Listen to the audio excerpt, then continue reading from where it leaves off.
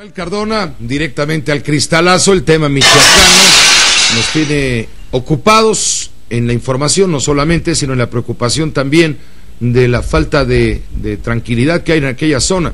Luego de que entrevistamos al líder visible de las guardias comunitarias, hemos hablado, usted lo acaba de escuchar hace unos minutos, con representantes del empresariado que se siente oprimido y se siente constreñido precisamente por los grupos que no los permiten trabajar, que están atorando el desarrollo del Estado y lanzan llamados al gobierno federal para que ponga a trabajar a Michoacán. En fin, es un tema delicado, además adobado con el sazón que le puso anoche en una entrevista con Ricardo Alemán en Grupo Imagen, la senadora Luisa María Calderón del PAN, reconociendo que los senadores se reunieron con representantes de los caballeros templarios, nada menos que en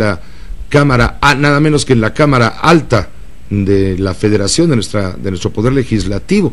¿Cómo estás, Rafael? ¿Cómo te va? Buenas noches. Buenas tardes todavía. ¿Qué tal, Pepe? Mucho gusto en saludarte a ti y sobre todo al público, a usted que nos ve, que nos oye.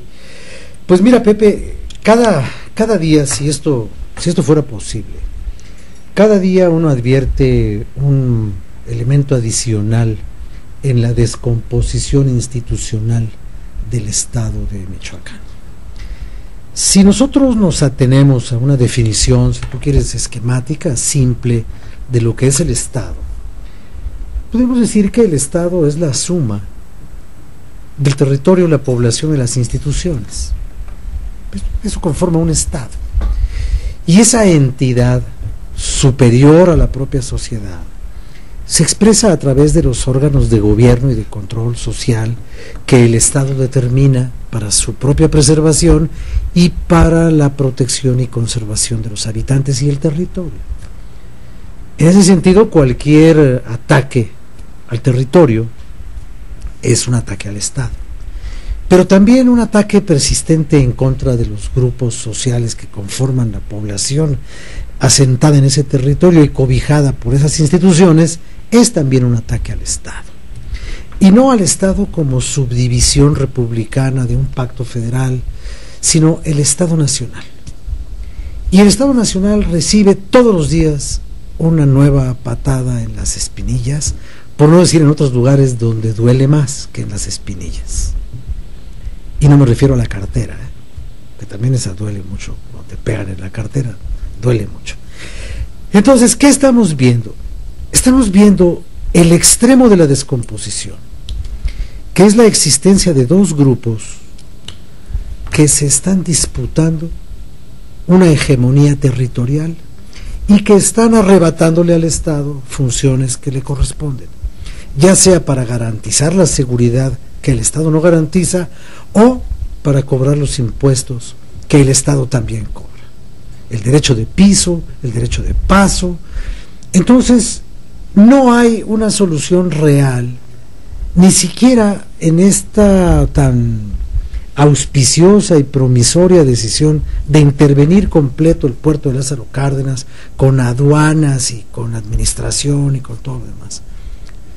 Pues sí, pero eso no es ni Tancítaro, ni Zitácuaro, ni Chupícuaro, no. Eso, el temido efecto cucaracha, está sucediendo de este lado de acá. El Estado necesita negociar con alguien.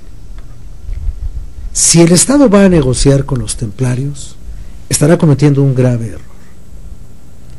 Pero si el Estado negocia con los comunitarios, estará cometiendo otro. Sin embargo, en estas condiciones actuales, no puede simplemente darle la espalda a fenómenos reales. Y los fenómenos reales son los grupos que se están disputando el territorio a balazos.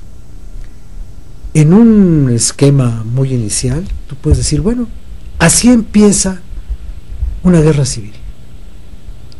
Cuando por encima de la autoridad del Estado, grupos ciudadanos, unos porque quieren ir a misa y otros porque el gobierno no los deja, o porque el gobierno les obliga a que lo impidan, así se armó una guerra cristera, con la intervención del Estado por una prohibición religiosa hábilmente aprovechada por el clero político. Y así se han dado muchas situaciones de descontrol en el Estado y en esta circunstancia en una entidad de la Federación llamada Michoacán. ¿Dónde empezó el desajuste? Pues quizás sea parte de mi pasado jacobino, pero para mí el desajuste empezó en la Nueva Jerusalén, porque se creó un territorio de excepción, se les dejó que se autogobernaran, y se les consentía y se les permitía hasta que tiraron las escuelas y hasta que se negaron a recibir la educación pública nacional y el culto cívico que este país tiene. Entonces ahí quizás haya empezado el asunto, o quizás empezó con el disimulo al contrabando de madera, o quizás empezó con el disimulo al tráfico de drogas y a la siembra de estupefacientes. Pero más allá de en dónde empezó, hoy estamos frente a la terrible circunstancia de que no sabemos en dónde va a terminar ni en qué va a terminar, porque este es un problema en el que el Estado ya perdió el control de lo que está pasando. Llevamos N cantidad de reuniones en la Secretaría de Gobernación, toda la habilidad política, que no es poca, y nos consta a muchos de su talento para este tipo de negociaciones que tiene el secretario de Gobernación, ya ha sido desplegada, ya se han hecho reuniones, pactos, acuerdos, arreglos, ya se llamó a los grupos, a lo que antes se llamaba las fuerzas vivas, empresarios, maestros, todo, y simplemente el asunto michoacano es intransitable. ¿Cuánto tiempo más puede permanecer así, con grupos que se prenden a balazos unos contra otros, antes de que llegue de veras el cataclismo? No lo sé y no lo quisiera ver, pero por el camino que vamos, creo que lo vamos a ver, y más temprano que tarde. Gracias, Rafael Cardona. Gracias a ti, Pepe, buenas noches. Buenas noches, Rafael Cardona, su cristalazo, tema obligado, tema Michoacán. Si nos permite, en un momento le voy a informar con detalle todo lo que ocurrió este atípico 20 de noviembre. No hubo desfile, pero sí hubo ceremonia. En el Zócalo hubo los anuncios tradicionales de cada año, con los ascensos a los oficiales y a los militares del Ejército de las Fuerzas Armadas de México. Se entregaron los premios del deporte, sí, también, pero no hubo desfile. No hubo desfile, pero sí cerraron el aeropuerto. Es decir, no hubo tráfico aéreo entre las 10 de la mañana y las 12 del mediodía. Entonces uno dice, bueno, pues ¿para qué si no hubo desfile? No, pues porque hubo paracaidistas. Entonces los paracaidistas necesitan despegar en un avión que sale del aeropuerto para hacer su espectáculo y regresar, y que no haya en los cielos tránsito de ninguna especie. Sí, pero esto ya le costó por lo menos a una compañía que es la que manifiesta el mayor encono, algo así como 15,000 molestias a 15,000 viajeros. Regresamos con esto y más después de un corte.